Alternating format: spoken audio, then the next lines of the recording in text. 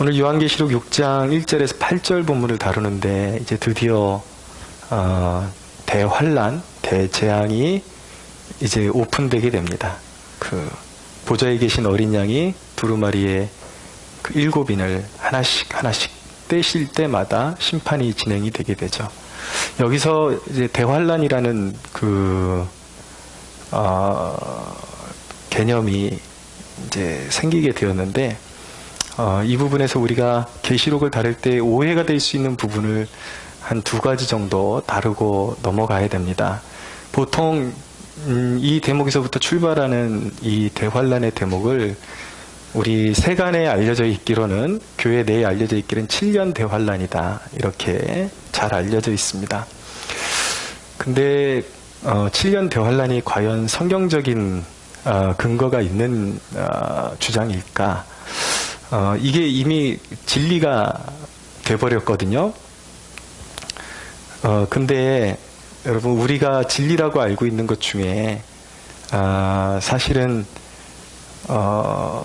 우리가 다시 한번 생각해 봐야 되는 대목들이 있습니다.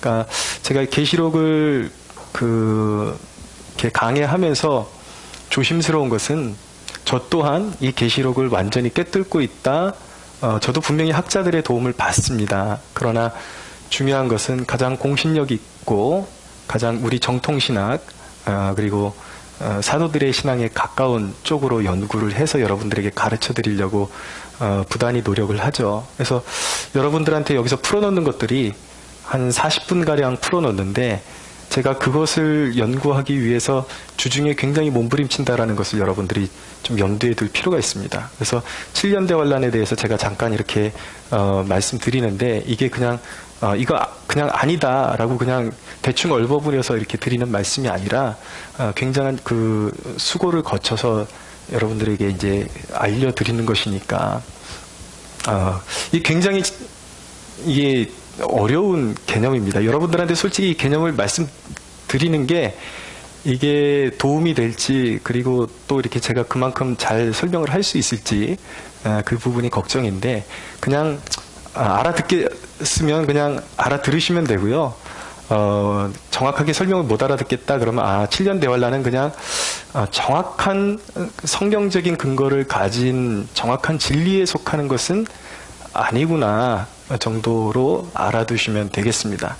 이 7년 대환란의 근거가 어디서 나온 것이냐면 다니엘서 9장 24절에서 27절에 나오는 본문과, 그리고 계시록 11장 2절, 그리고 계시록 13장 5절에 나오는 말씀을 이제 본문을 근거로 해가지고 이제 도출된 개념입니다.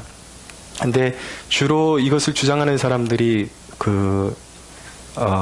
뼈대로 삼는 그 원료로 삼는 구절이 바로 다니엘서 9장 24절에서 27절입니다. 거기에 보면은 70일에라는, 그러니까 70일에라는 그런 표현이 나와요. 그것이 무엇이냐면, 다니엘이 천사로부터 계시를 받아갖고 하나님의 뜻이 성취되는 기간을 70일에라 이렇게 이야기하는 것이죠. 또 거기서 하나님이 또 기간을 나눕니다. 그 70일에 중에 70일이라는 것은 말 그대로 7이 70번 반복된다라는 얘기예요. 그래서 이 7이라는 것은 예를 들어서 7일을 의미하는 것인데, 이 사람들이 계산할 때는 그 하루를 1년씩 계산합니다. 그래서 7일 하면 7년이 되는 거예요. 그럼 7, 7이 49 하니까 거의 490년의 그런 계산이 나오는 거죠. 71회라는 것이. 요 기간 동안에 하나님의 뜻이 이제 성취된다라는 건데, 그것이 나눌 때에 첫 번째 7일회라는 개념이 나와요. 7일회로 자릅니다. 첫 번째 7일회로 자르면 그것은 그 성전이 중건되는 기간을 처음에 이야기하는 것이고요. 그 다음에 62일회가 나옵니다. 62일회, 성전이 중건되고 나서 62일회가 이르면 하나님께서 예비하신 메시아가 이 땅에 오신다라는 것입니다. 그 다음에 그러면은 요걸 더하면 69일회가 되거든요. 그럼 한일회가 남아요. 한일회가 남으면 그 한일회 동안에 굉장한 그 환란이 올 것이다 라는 예언이 이 다니엘서에 예언이 되어 있는 것입니다. 근데 이것이 이미 그러니까 그 다니엘의 예언대로 그대로 성취가 되었습니다. 공백 기간이 없이. 예를 들어서 그 7일에 해당하는 그 기간 동안에 바벨론 포로 귀환이 이루어지면서 성전이 중건이 되죠. 스룹바벨을 통해서 성전이 중건이 되고, 그 다음에 62일의 기간이 지나면서 메시아가 오시게 됩니다. 그 다음에 다니엘서에 보면은 그 나머지 한 일회가 또 이제 반으로 잘리거든요. 그래서 이제 3년 반, 그러니까 3년 반 정도 되면은 이 메시아가 그 성전의 제사를 폐해버리는 내용이 나오고요. 그 나머지 3년 반은 이제 외부의 어떤 왕이 침략해서 험난한 그런 전쟁과 더불어서 고난이 시작될 것이다라는 예언이 나오는데, 이게 그대로 순서대로 성취되었습니다. 스룹바벨의 성전이 중건되고 메시아가 오시고, 그 다음에 그리스도가 자기의 몸을 희생제물로 드려서 그대로 제사를 폐지시키셨죠. 폐지시키시고, 그런데 주후 70년에 로마의 티투스 장군이 예루살렘 성을 파괴해버립니다. 그래서 그 71회라는 이 예언에 속한 모든 내용들이 역사 속에서 이미 한번 그대로 주님이 말씀하신 대로, 그리고 다니엘이 받은 대로 그대로 성취가 된 것입니다. 근데 이 세대주의자들이라는, 왜 자꾸 세대주의 하냐면, 지금 기독교계에 퍼져 있는 이 7년 대환란론에 기독교계에 퍼져 있는 모든 한 90% 이상이 다 이 세대주의의 근거를 두고 이야기를 하기 때문에 중요할 수밖에 없는 거예요. 근데 이들은 첫 번째 7일에하고 62일에 요 사이는 이게 바로 역사가 이어져서 성취된다고 봐요. 그런데 그들은 요 마지막 한 일에는 언제 성취되냐면, 요 중간에 이제 중간기가 있는데, 그게 바로 교회 시대다. 우리가 살고 있는, 예수님이 오신 이후로, 예수님이 승천하신 이후로 이 교회 시대가 있는데, 이건 언제 끝날지 모르고, 그 이후에 이 마지막 한 일에 7년 대환론이 또 있을 것이다 라는 개념을 거기서 따오는 거예요. 근데 안타깝게도 그들이 말하는 이 중간에 교회 시대가 있다라는 건 사실은 성경 어디에도 근거가 나타나지를 않습니다. 그래서 여러분들이 아마 이제 흔히 들어본 내용이 이런 내용들이었을 거예요. 이제 교회 시대가 막바지에 이르면 예수님께서 은밀하게 공중에 재림하십니다. 공중에 재림하시고 잘 헌신된 성도들이 아무도 모르게 다 공중으로 휴거가 되어버리죠. 그러면 휴거가 된 상태에서 7년 대환란이 그때 벌어지는 거예요. 7년 대환란은, 근데 예수님을 어정쩡하게 믿었던 사람들, 죄인들이 7년 대환란을 통과하는데, 통과하고 나면 예수님이 공중 재림을 한 번 더 하십니다. 이 지상의 재림을. 그래서 천국 간 성도들과 함께 이 땅에 오셔서 여기서 천년 왕국을 건설하시고, 그리고 천년 왕국이 끝날 때 잠시 사탄이 풀렸다가 그 사단을 예수님께서 멸하시고, 이제 마지막 백보자 심판을 하시고, 그리고 새하늘과 새 땅이 임한다. 요런 틀이 가장 흔하게 퍼져 있는 틀이죠. 근데 여러분, 숫자적으로 자꾸 말씀드리니까 헷갈리지만 간단하게 말씀드릴게요. 이 일회라는 그 개념들이요, 문자적이지 않습니다. 예를 들어서 예루살렘 성전이 중건되는 기간도 7일에다 그러면 77이 49니까 49년을 잡아야 되는데, 사실은 성전이 중건되는 데는 스룹바벨이 와서 기초 작업을 하는데 22년 정도 걸렸고, 그리고 성벽이 완공되는 그 느헤미야 기간까지 합하면 90년이 넘게 걸렸습니다. 그러니까 이것이 문자적으로 들어맞지 않는다라는 것이 가장 큰 문제이고, 또 하나의 문제는 그들이 마음대로 다니엘의 예언은 이미 그 공백 기간이 없고, 이걸 간격 이론이라고 그러거든요. 신학적으로 이 세대주의자들이 이 예수님이 오신 이후에 그리고 7년 대환란이 있기까지 교회 시대가 있다라는 걸 간격 이론이라고 그러는데, 이것은 성경 어디에도 사실은 나타나지 않는 이론인 것입니다. 그래서 이 7년이라는 개념도 사실은 문자적인 것이 아니다라는 것이죠. 그러면 진리가 아닌 것이 진리의 위치에 오르게 된 그 에피소드가 있을 거 아닙니까? 그럼 이 7년 대환란이 도대체 누구를 통해서 이게 교회에 퍼지기 시작했고 확정되기 시작했는가? 그것을 좀 알아둘 필요가 있겠죠. 1830년대에 스코틀랜드에 에드워드 어빙이라는 사람이 있었습니다. 이 사람은 굉장히 탁월한 설교자였긴 했습니다. 이 사람하고 대표적으로 그다음에 형제단이라는 신앙단체가 있었는데 거기에 답이라는 사람이 있었습니다. 지도자 중에 이 두 사람이 사실은 서로 의견이 맞지 않았는데 같이 이 부분을 연구하고 의견을 합의하면서 7년 대환란이라는 개념을 이제 도출하게 되는 것이죠. 그래가지고 사실은 그때만 해도 그게 인기 있는 학설이 아니었어요. 그런데 공교롭게도 미국의 유명한 전도자, 우리가 흔히 알고 있는 드와이트 무디라는 분이 이 학설을 취하면서 이분이 굉장히 유명세가 있잖아요. 그러니까 가는 데마다 이 7년 대환란에 대한 이런 이제 사람들을 깨우기 위해서 이제 설교를 하다 보니까 이것이 갑자기 사실은 정설이 아니라 스코틀랜드, 그 영국의 한 지방에서 한 단체를 통해서 그냥 퍼져나가다가 그냥 쓱 들어갈 뻔 했는데 이 무디라는 사람을 통해서 엄청나게 확산이 되면서 이것이 마치 성경의 진리인 것처럼 그렇게 확증이 되어버린 것이죠. 또 하나는 대환란이 시작되기 전에 예수님께서 아무도 모르게 공중에 은밀하게 재림하셔서 사람들이 공중으로 휴거된다라는 이 개념도 사실은 성경의 진리에 완전히 부합된 내용이 아니라 이 에드워드 어빙이 이제 성령 운동을 하게 됩니다. 그러면서 방언을 하고 환상을 보게 되는데 그가 방언한 걸 어떤 사람이 통역을 했는데 거기서 풀어놓은 것이 바로 그 내용이었습니다. 그러니까 교회 시대가 끝날 때쯤에 7년 대환란이 시작되기 전에 예수님의 은밀한 휴거가 있을 것이다. 그런 이제 선포가 이루어지게 되죠. 그러니까 그게 또 정설이 되어버린 거예요. 근데 많은 사람들이 오늘날도 이 부분을 여러분들이 잘 아셔야 되는데 이게 계시의 영역이니까 더 우월한 것 아니냐, 맞는 것 아니냐. 근데 여러분, 우리가 알고 있는 캐톨릭의 마리아 승천설, 그리고 마리아가 원죄가 없다라고 하는 무죄하다라는 이 개념들이요, 그냥 캐톨릭에서 이론으로 만들어낸 내용이 아니라 캐톨릭에 속한 누군가가 그것을 환상으로 보고 계시를 받았기 때문에 그런 교리가 생겨나게 된 것입니다. 그러니까 우리가 성령님의 은사를 인정하지만 성령님의 은사에 대한 것은 분명히 분별이 필요하고 굉장히 조심할 필요가 있다라는 것이죠. 그래서 여러분, 이 세대주의 이론에서 굉장히 영향을 받았던 부류 중에 우리나라에도 다미선교회라는 곳이 있었습니다.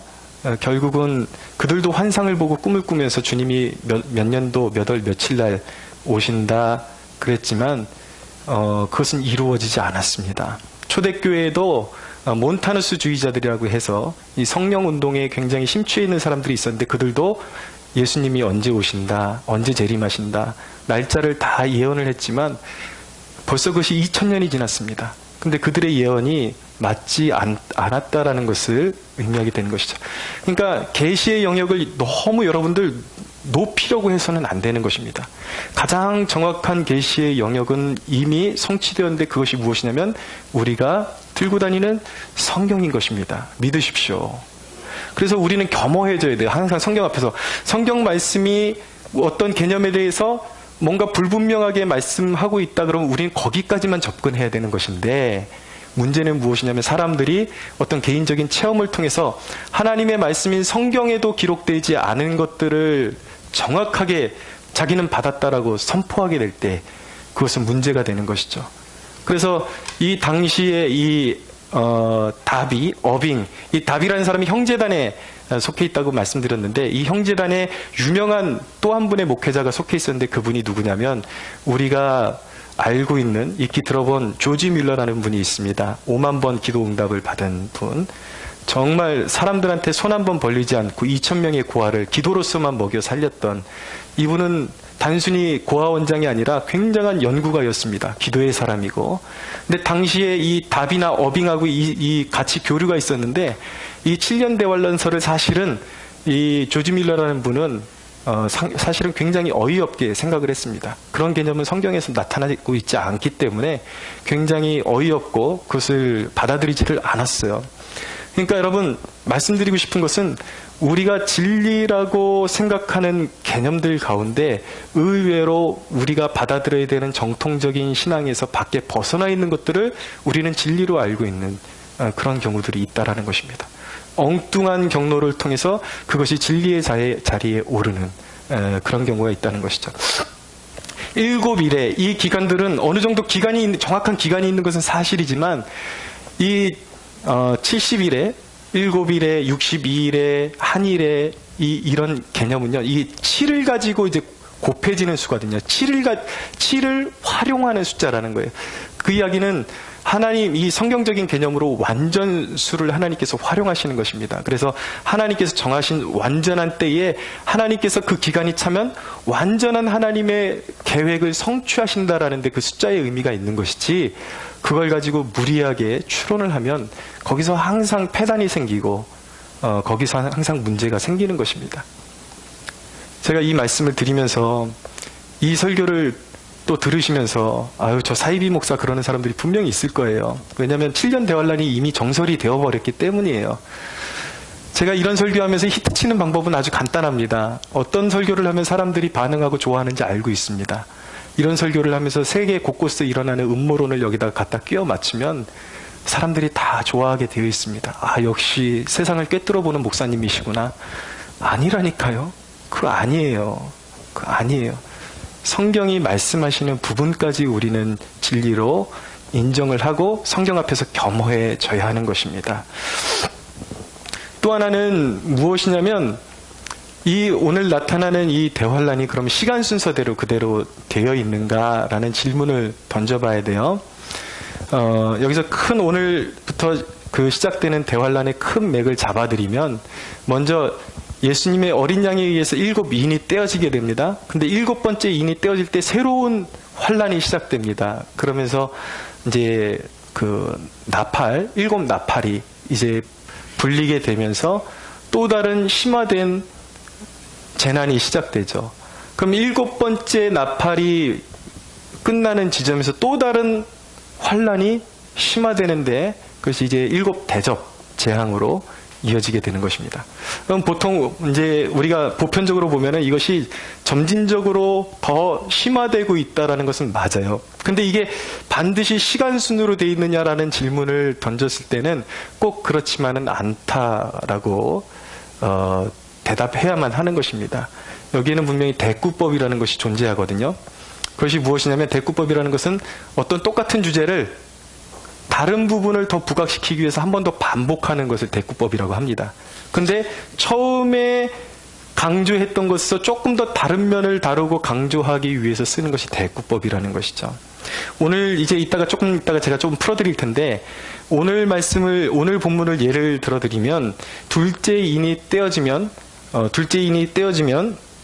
붉은색 말이 등장을 하게 되고요. 화평을 제하여 버렸다라는 그런 말씀이 나옵니다. 그리고 큰 칼로 죽이게 한다라는 말씀이 나오는데, 이것은 이제 인류에 일어날 그 학살 그리고 전쟁을 의미하는 것이죠. 근데 이 두 번째 인을 지나서 네 번째 인이 떼어지면 청황색 말이 나옵니다.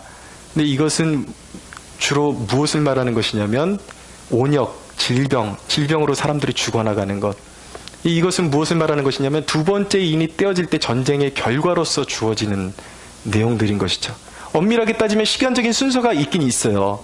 전쟁이 있고 온역이, 질병이 따라오는 것입니다. 그러나 그것이 아주 큰 간격을 두고 있는 사건들을 말하는 것이냐? 그것은 아니고, 자연스럽게 한 시대에 일어날 수 있고 한 시간대에 일어날 수 있는 일들을 나열해 놓은 것이 바로 이 순서라는 것. 이 순서가 반드시 시간순을 말하지는 않는다라는 것을 우리가 알게 되는 것이죠. 이 일곱 인이, 이 심판이 진행되는 이 순서를 우리가 잘 여겨보면 이 심판이 진행되는 말씀이 예수님이 말씀하신 내용과 다르지 않다라는 것을 우리가 발견하게 됩니다. 마태복음 24장에 보면 예수님께서 세상 끝날에 대해서 말씀을 하시는데 어떤 순서로 대략 이어지냐면 난리와 소문이 있고 전쟁이 옵니다. 기근, 그 다음에 성도들의 큰 환란이 오고 하늘의 징조들이 이제 펼쳐지게 됩니다.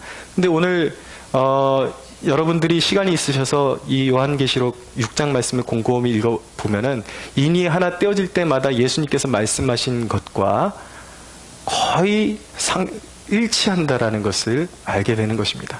그러니까 복음서를 무시한 채 완전히 별개의 내용을 말씀하는 것이 계시록이 아니라 예수님께서 말씀하신 것을 좀 더 심화시켜서 일어날 일들을 알게 해주는 책이 아주 밀접하게 붙어있는 책이 계시록이라는 것을 알게 되는 것입니다.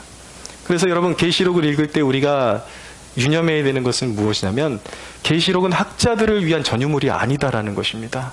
이것을 막 특이하게 풀어내고 그런 책이 아니라 이것은 제 이야기가 아니라 공신력 있는 설교자들이 동의하는 내용이에요. 요한계시록이 발송된 수신자들은 누구냐면 초대교회에 정말 학식이 없을 수도 있는 그런 환란 중에 있는 평범한 성도들에게 이 말씀이 전달된 것이라는 것을 여러분들이 이해할 필요가 있는 것이죠. 누구에게 주어진 것인가? 지금 환란을 당하고 있는, 세상으로부터 믿음 때문에 지금 환란을 당하고 있는 평범한 성도들에게 주어진 책이 바로 요한계시록이에요. 그래서 아무리 지식이 없는 할머니도 이것을 읽어주면 지금 우리가 당하고 있는 고난, 그리고 세상이 돌아가는 이것이 바로 천상의 세계에서 일어나는 이 영적인 이 일들이 여기서 투영되고 있는 것이고 주님이 우리를 지키고 계시는구나. 이게 암호식으로 이 로마 당국에, 처음에 기록될 때 로마 당국에 이것이 밝혀지지 않게 하기 위해서 그리스도인들만이 알아들을 수 있는 특별한 용어로 이렇게 써졌기 때문에 좀 어렵게 느껴지는 것이지, 그 당시에 성도들이 들을 때는 지금 이런 영적인 싸움이 벌어지고 있는 것이구나. 지금 우리가 이런 고비에 있기 때문에, 그러나 주님이 보좌에서 심판을 행하고 계시고 우리가 안전하구나 라는 것을 느끼면서 위로를 받았던 책이 요한계시록이라는 것을 여러분들 깨달을 수 있는 지혜가 있기를 축복합니다. 이건 축복의 책이에요. 여러분, 그러면 오늘 이제 7인이 떼어지는데 오늘 이걸 다 살펴볼 그런 시간은 없고요. 넷째 인까지 떼어지는 사건의 대략을 좀 살펴보기를 원합니다. 먼저 어린 양이 첫째 인을 떼시죠. 1절, 2절 같이 한번 읽어볼까요? 시작. 내가 보매 어린 양이 7인 중에 하나를 떼시는데 그때 내가 들으니 내 생밀 중에 하나가 우레소리같이 말하되 오라 하기로. 이에 내가 보니 흰 말이 있는데 그 탄 자가 활을 가졌고 이기려고 하더라. 아멘. 자, 첫째 인이 떼지니까 그 천상에 있는 네 생물 중에 하나가 우레소리같이 선포를 하면서 오라고 선포를 합니다. 그랬더니 누가 등장합니까? 흰말이 등장하고 그 탄자가 활을 가졌고 면류관을 가지고 나아가서 이기고 또 이기려고 하더라. 자, 이 대목에서 논쟁이 되는 대목이 무엇이냐면 과연 이 말탄자들이 하나님 편에 속해서 심판을 이행하는 자들이냐, 아니면 마귀의 편에 속해서 성도들을 시험하는 자들이냐라는 논쟁이 있습니다. 그런데 사실은 이 대목에 대해서는 답이 없어요. 그러나 우리는 분명한 것 한 가지는 알 수가 있습니다. 이들의 존재는 하나님의 그 심판을 이행하는 자들이라는 것이죠. 어차피 이들이 사단 편에서 시험하는 자들이라 할지라도 결과는 똑같아집니다. 왜냐하면 그 심판을 컨트롤하시는 분이 우리 주님이시기 때문입니다. 그 부분이 중요한 것이죠. 또 한 가지 의문은 무엇이냐면 흰말을 타고 있는 사람이에요.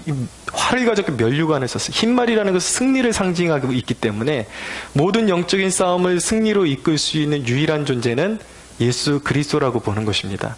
그래서 이 흰말을 탄 첫 기술을 누구라고 주장하는 사람들이 있냐면 바로 예수님이시다라고 주장하는 사람들이 있어요. 근데 여러분 결론부터 말씀드리면 여기에 나타나는 흰말을 탄 자는 예수님이 아닙니다. 왜냐하면 예수님은 1절에 어린 양으로서 두루마리의 인을 떼시는 분으로 이미 등장을 하고 있어요. 그리고 계시록 19장 11절에 가면 예수님께서 등장을 하십니다. 그때는 정말 거부할 수 없는 예수님의 특징들이 거기에 다 나타나 있어요. 근데 거기에는 예수님이 활을 가지신 분이 아니라 검을 가지시고, 지금 여기 흰말을 탄 자는 여러 심판을 이행하는 자 중에 하나로 나타나지만 19장에는 오직 최종 승리를 이끄시는 분이 예수 그리스도, 흰말을 타신 예수 그리스도 한 분으로 정확하게 나타나고 있기 때문에 여기에 나타나는 흰말을 탄 자는 완전히 19장에 나타나는 흰말을 탄 그리스도와 완전히 구별되는 존재라는 것을 알 필요성이 있는 것이죠. 그럼 이 흰말을 탄 자가 하는 일이 무엇인가? 전쟁이 있는데 전쟁을 하나님의 전쟁이 승리하도록 이끌어가는 자라는 그런 해석이 있고요. 또 하나는 이것을 복음의 확장으로 보는 해석이 있습니다. 복음이 마침내, 그러니까 결론부를 가장 앞에다 두는 거예요. 마침내 복음이 이기고 승리할 것이다. 그런데 어느 쪽을 해석하든 결과는 달라지는 것이 없고, 여기서 메시지는 무엇인가?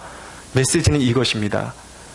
하나님의 나라는 실패하지 않고 주님은 반드시 악인들을 징벌하시고 하나님의 나라는 승리한다. 할렐루야. 이것이 메시지인 것입니다. 결론이 그렇게 나게끔 이미 결론이 나 있는 거예요. 그러니까 우리 그리스도인들이 맞이하는 영적인 싸움이 우리는 반드시 이길 싸움을 싸우고 있다는 것을 염두에 두고 우리가 눈에 보이는 것들에 대해서 착시현상에 두려워하지 않도록 그렇게 힘을 써야 하는 것이죠. 자, 두 번째 인을 띄워집니다. 3, 4절 한번 같이 읽어볼까요? 시작.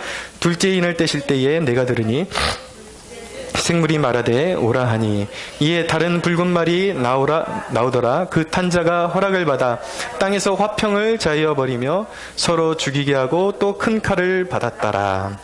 둘째 인이 떼어지니까 나타나는 말이, 이 둘째 생물이 오라 라고 선포를 합니다. 그랬더니 붉은 말이 옵니다. 그리고 그 탄 자가 화평을 자여 버립니다. 붉은 말이 상징하는 것은 무엇이냐면 유혈 사태를 상징하는 것입니다. 전쟁을 의미하는 것이죠. 그가 와서 화평을 제하여 버리고 서로 죽이게 하고 큰 칼을 받았더라. 마카이라 메갈레, 이것은 이 큰 칼이라는 이 헬라어 단어에는 학살이라는 의미가 따라오게 되어 있습니다. 그러니까 주님의 봉인이 떼어지기 시작할 때 이 땅에 사람들이 사는 이 세상에 어떤 일이 일어나는가? 무시무시한 전쟁이 일어나게 된다는 것입니다. 거기서 학살이 일어나는 거예요. 우리가 역사에 알고 있듯이 이미 1차 대전과 2차 대전을 통해서 엄청난 학살이 자행됐습니다. 시간이 지나면서 독재자들이 일어나면서 수많은 스탈린에 의해서, 히틀러에 의해서 수많은 사람들이 학살을 당하게 되죠. 그런 것들을 컨트롤하는 보좌가 바로 하나님 나라의 보좌, 그 인을 떼시는 분이 누군가? 바로 예수 그리스도시라는 것입니다. 세 번째 인을 떼게 되는데 5, 6절을 한번 읽어볼까요? 5, 6절 시작. 셋째 인을 떼실 때에 내가 들으니 셋째 생물이 말하되 오라 하기로 내가 보니 검은 말이 나오는데 그 탄 자가 손에 저울을 가졌더라. 내가 내 생물 사이로부터 나는 듯한 음성을 들으니 이르되 한 데나리온의 밀한되어 한 데나리온의 보리석대로다. 또 감람류와 포도주는 해치지 말라 하더라. 아멘. 자, 예수님이 셋째 인을 떼실 때에 검은 말이 옵니다. 검은 말과 그 탄자가 오죠. 근데 그 탄자의 손에 저울을 가졌다라고 말하고 있습니다. 이 검은색 말은 흉년을 상징하는 것입니다. 그리고 이 말탄자가 저울을 가졌다라는 것은 불공정한 거래가 이루어지게 될 것이다라는 것을 의미하고 있는 것입니다. 그러면서 네 생물 중에 이렇게 선포를 하죠. 한 데나리온의 밀한되어 한 데나리온의 보리석대로다. 전쟁이 오면 기근이 따라오게 되어 있습니다. 그러면서 물가가 터무니없이 올라버리게 되죠. 먹을 것이 귀해지니까. 그러니까 한 데나리온이라는 것은 정상적인 한 노동자의 하루 품삯을 의미하는 것입니다. 근데 하루 종일 죽도록 일해가지고 살 수 있는 것이 밀 한 대다라는 것입니다. 여러분, 제가 조사를 해보니까 쌀 한 대가 약 800g 정도 되더라고요.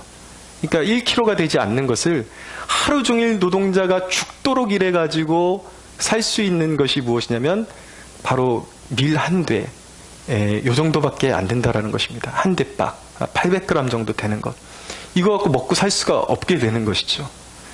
인류의 재앙이 임하면 이런 전쟁과 기근이 따라올 수밖에 없다라는 거예요. 그것을 역사 속에서 증명하는 사례가 있습니다. 무엇이냐면 2차 세계대전 때에 독일이 이제 소련을 압박하니까 소련의 레닌그라드라는 이 도시의 노동자들이 이 전쟁으로 인해서 하루 종일 일해서 살 수 있는 양식이 무엇이었냐면 단 빵 한 덩어리였습니다. 그러니까 사람들이 배를 골고 굶어 죽을 수밖에 없는 그런 상황이 되는 것이죠. 여기서 저울이라는 것은요, 이런 불공정한 터무니없는 물가가 뛰어버리는 상황을 의미하는 것이기도 하고 또한 배급을 의미하기도 하는 것입니다. 여러분, 사람이 사는 세상이 전쟁으로 얼룩져 버리고 어떤 이념에 붙잡혔을 때에 인간사가 얼마나 불행해질 수 있는지를 깨달아야 되는 것이죠. 여러분, 전쟁이 일어나고 공산주의가 장악하고 이렇게 되면 사람들에게 배급을 나눠주는데 그것으로는 도저히 사람이 먹고 살 수 없는 그러한 지경에 이르게 되는 것입니다. 이건 정말 불행 중에 불행인 것이죠. 여러분, 우리가 이 대목을 통해서 생각해 보면 사람이 살아가면서 자기의 힘으로 비록 그 삶 가운데 역경이 있다 할지라도 자기의 손으로 수고하고 일해서 돈을 벌 수 있고 그것을 지출해서 자기가 원하는 물건을 살 수 있다는 것이 그 자유가 얼마나 귀한 것인지 우리가 다시 한번 깨닫기를 원하는 것입니다. 그 자유가 그만큼 귀한 거예요. 근데 이 재앙의 특징은 여기 보니까 6절 끝에 보면 또 감람류와 포도주는 해치지 말라. 그런데 아직까지는 이 재앙이 완전한 재앙이 아니라는 것을 의미하고 있는 것입니다. 아직까지는 식량을 대체할 수 있는 무언가 음식이 남아있다라는 것을 알게 되는 것이죠. 그러니까 처음 이 인을 떼시는 이 심판은 완전히 인류를 멸하시는 심판이 아니라 부분적으로 멸하시는 심판이라는 것을 우리가 알 수 있게 되는 것입니다. 그리고 나서 이제 넷째 인이 띄어집니다. 넷째 인이 띄어지게 되면 어떤 일이 일어납니까? 7절, 8절을 한번 읽어볼까요? 시작. 넷째 인을 떼실 때에 내가 넷째 생물의 음성을 들으니 말하되 오라 하기로 내가 봄에 청황색 말이 나오는데 그 탄 자의 이름은 사망이니 음부가 그 뒤를 따르더라. 그들이 땅 4분의 1의 권세를 얻어 검과 흉년과 사망과 땅의 짐승들로서 죽이더라. 아멘. 자, 넷째 인을 어린 양이 떼십니다. 그러니까 넷째 생물이 이제 또 오라 선언을 하죠. 그러니까 누가 옵니까? 청황색 말이 오고 그 탄자가 옵니다. 근데 그 탄자의 이름은 사망이니 음부가 그 뒤를 따르더라 라고 말하고 있습니다. 청황색이 의미하는 것은 질병을 의미하는 것입니다. 여러분들 질병으로 죽어가는 사람들 얼굴을 한번 떠올려 보시면은 잘 매치가 된다라는 것을 프루팅팅해가 죽어가는 사람들의 모습을 의미하는 것이거든요. 근데 이 봉인이 풀어질 때에 검과 흉년과 사망과 자, 지금 이 대목이 첫째 인과 둘째 인과 셋째 인이 다시 반복되고 있다는 것을 여러분들이 염두에 두실 필요가 있어요. 그리고 사망과 땅의 짐승들로서 죽이더라 라고 말씀을 맺고 있는데 전체적인 의미에는 전쟁이 오고 기근이 오고 그리고 흉년이 따라오면서 수많은 사람들이 죽게 될 것을 말씀하고 있습니다. 땅 4분의 1의 권세를 얻어서 사람들이 다 죽게 된다라는 거예요. 오늘날 관점에서 이 말씀을 해석하게 되면 이게 엄청나다라는 것을 알게 됩니다. 땅 4분의 1이면은 오늘날 지구상에 사는 사람들의 인구를 따져보면 약 15억이 죽어나간다라는 것을 의미하게 되는 것입니다. 근데 우리가 여러분 경각심을 가져야 되는 것은 무엇이냐면 땅의 인구의 15억이 죽어나가는 이 심판의 사건이 심판의 시작점이라는 거예요. 얼마나 무서운 사건인지. 여러분 7년이라는 숫자가 우리에게 정확한 신학적인 숫자가 아니라 그래서 이 대환란이라는 이 주제가 우리에게 만만한 주제가 아니라는 것입니다. 인류에게 반드시 이 심판이 오게 되어 있다라는 것입니다. 반드시 이 심판은 오고 있어요. 이건 엄청난 것입니다. 이 재앙이 오고 있다라는 거예요. 그럼에도 불구하고 여기서 중요한 것은 무엇이냐면 4분의 1을 하나님이 심판으로 이제 제거를 해버리십니다. 이것은 이 재앙이 완전한 재앙이 아니라 부분적인 재앙이라고 말씀드렸어요. 그럼 이 부분적인 재앙이 인류에게 주어지는 의미는 무엇인가? 먼저 우리가 이 인이 넷째 인까지 떼어지는데 이 상황을 볼 때 이것들이 전쟁과 깊은 연관이 있다는 것을 우리가 알게 되는 것이죠. 그럼 여러분 이 재앙의 원인이 무엇인가? 왜 이런 인류가 재앙을 받아야 되는가? 이것은 인류에게 정해져 있는 것입니다. 반드시 오게 되어 있습니다. 엄청난 전쟁이 시작된과 함께 인류의 4분의 1이 죽어나가는 그 사건이 우리에게 도래하고 있다는 거예요. 왜 이런 재앙이 주어지게 되는가? 바로 인간의 죄와 인간의 교만이 그 원인인 것입니다. 특별히 그 죄 중에 가장 큰 죄 중에 하나가 무엇이냐면 하나님 없이 인간이 스스로가 하나님을 제쳐놓고 유토피아를 건설하려고 하는 그 야망, 그것이 가장 큰 죄악 중에 하나라는 것을 알게 되는 것입니다. 그러면 하나님께서 이 부분적인 재앙을 통해서 우리 성도들에게 원하시는 것이 무엇인가? 왜 하나님께서는 인류에게 이런 재앙을 내리셔야만 하고 이 재앙을 내리실 때에 하나님이 원하시는 하나님의 재앙을 내리시는 의도가 무엇인가? 그것이 우리에게 중요하겠죠. 첫째는 무엇이냐면 바로 회개의 기회를 주시고자 하시는 것입니다. 여러분 이 재앙은요, 하나님 예수 그리스도의 인이 떼어지고 그리스도로 말미암아 두루마리의 인이 떼어지고 인류에게 재앙이 임할 때에 믿지 않는 자들에게는 이 재앙은 그냥 심판인 것입니다. 그냥 영원한 심판이에요. 지옥으로 빠져들어가는 심판인 것입니다. 그러나 그분의 계획 속에 있는 자들을 깨우는 것이 이 심판의 의미이기도 한 것입니다. 여러분, 하나님의 심판은요, 간헐적으로 지금도 우리의 삶 가운데 나타나고 있다는 사실을 기억할 수가 있어야 돼요. 우리 중에는 우리의 삶 가운데는 환난이 옵니다. 그리고 재정적인 어려움이 오기도 합니다. 질병이 덮치기도 합니다. 우리에게 왜 그런 간헐적인 환난이 우리에게 믿는 하나님의 백성들에게 주어지는가? 돌아서라는 거예요. 하나님께서는 라오디게아 교회 같이 미지근한 신앙을 가지고 있는 백성들에게 징계를 주시겠다라고 말씀하시는 거예요. 아직도 이 부분적인 징계의 의미는 무엇인가? 아직도 우리에게 생명이 남아있는 그때에 미저근한 신앙, 사대교회와 같은 죽은 신앙, 라오디게아 교회 같은 미저근한 신앙을 벗어버리고 완전히 하나님께 헌신하는 신앙을 회복하라는 것입니다. 할렐루야. 여러분, 회개만이 진정한 하나님과의 평화를 누릴 수 있는 길인데 우리 세대의 사람들은 회개를 거치지 않고도 평화를 원하는 사람들이 있습니다.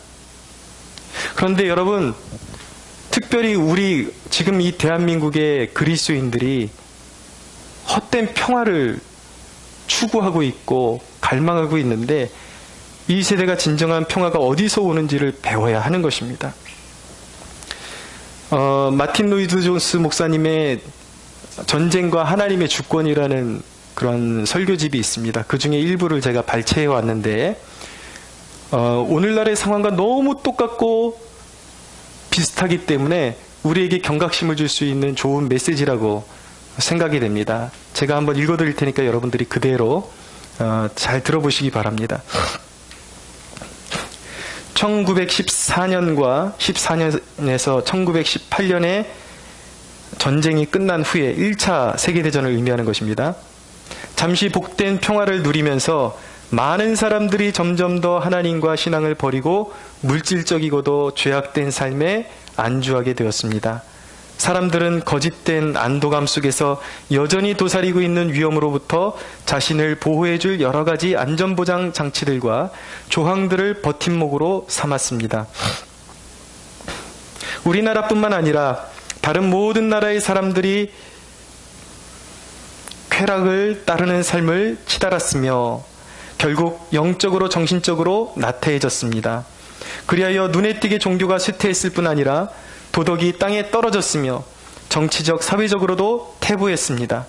그리고 그것은 순전히 이기적이고도 육적인 쾌락을 따르는 삶과 모든 면에서 나태한 삶을 낳았습니다. 또한 그러한 삶은 독일 지도자들의 타락과 그 타락에 근거한 잘못된 계산을 초래하고 말았습니다. 그들은 우리가 싸우려 하지 않을 것이라고 믿었습니다.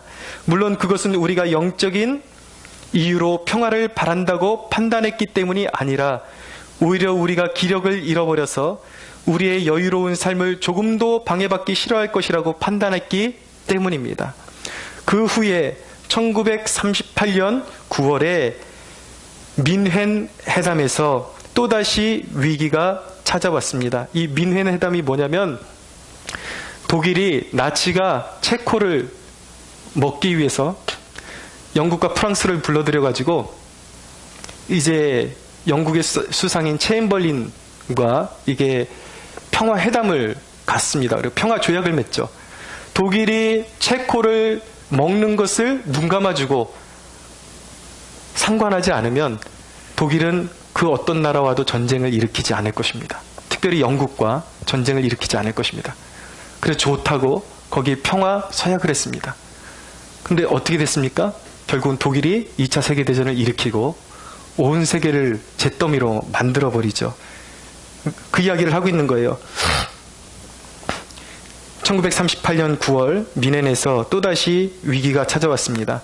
남녀노소 할 것 없이 많은 사람들이 예배당으로 몰려와 평화를 위해 기도했습니다. 왜 평화를 위해서 기도했는가? 평화가 성취되었다라고 믿었다라는 거예요. 그 당시 그리스도인들이. 진짜 평화가 왔다.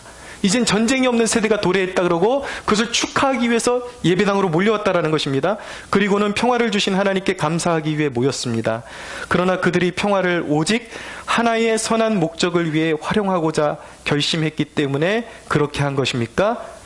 모든 경건과 단정함으로 고요하고 평안한 생활을 영위하기 위함이었습니까? 성령의 위로 가운데 주를 경외하는 삶을 영위하기 위함이었습니까? 단지 그분의 거룩한 이름을 욕되게 하는 삶을 영위하고자 하나님께 평화를 유지시켜달라고 요구한 것 뿐입니다. 여러분, 악인들과 평화조약을 통해서 이 땅에 평화가 올 것이라고 믿으십니까? 그는 그리스도인이 아닙니다. 하나님의 이름을 욕되게 하는 자들이죠. 오늘날 대한민국의 수많은 사람들이 평화를 원하는 이유가 무엇입니까?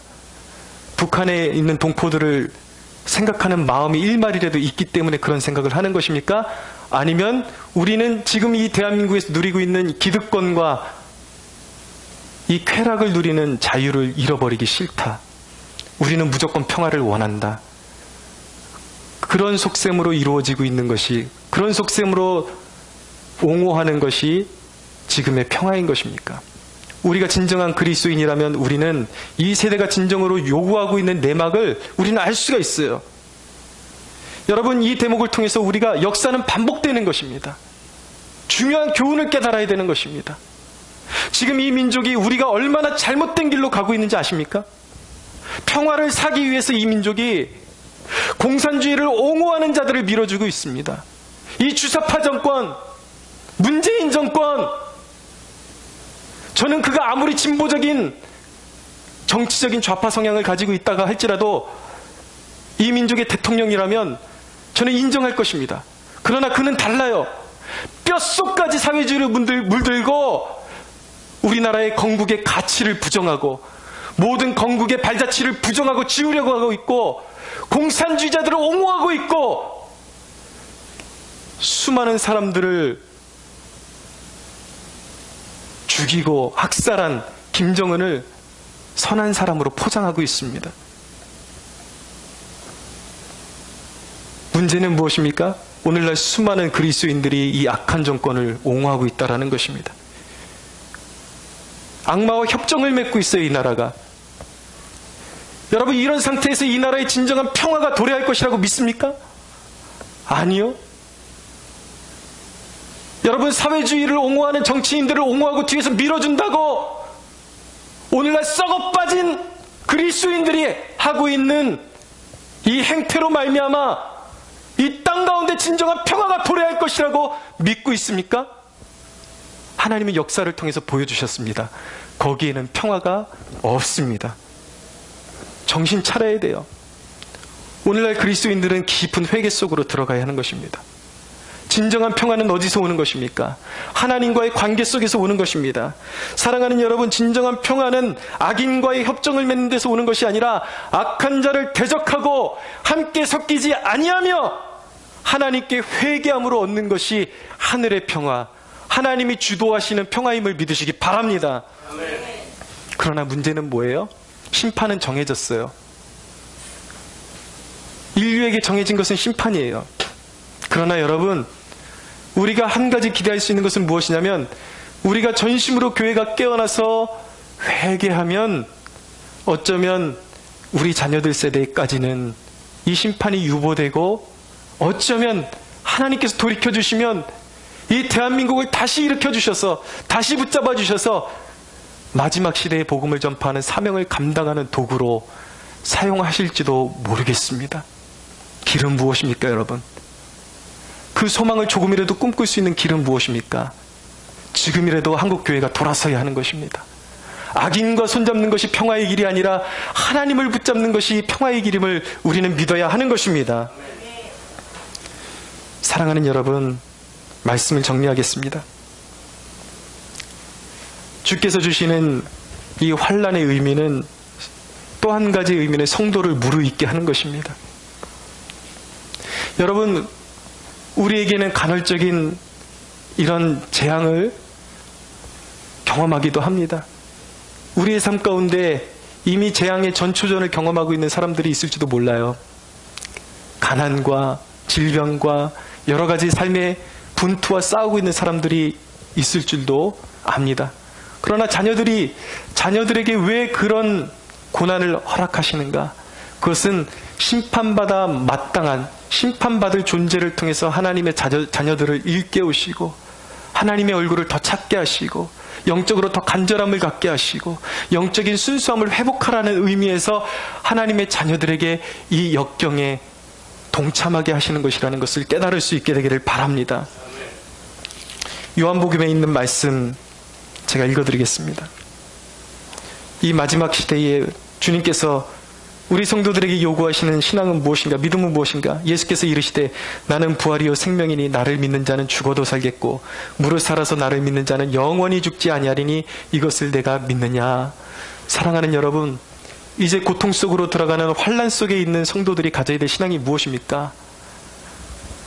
내가 예수 그리스도로 말미암아 지금 죽어도 나는 결코 죽지 않는다라는 이 원초적인 신앙을 우리의 가슴 속에 새기기를 원하시는 것입니다. 여러분, 이 믿음이 있어야 하는 것입니다.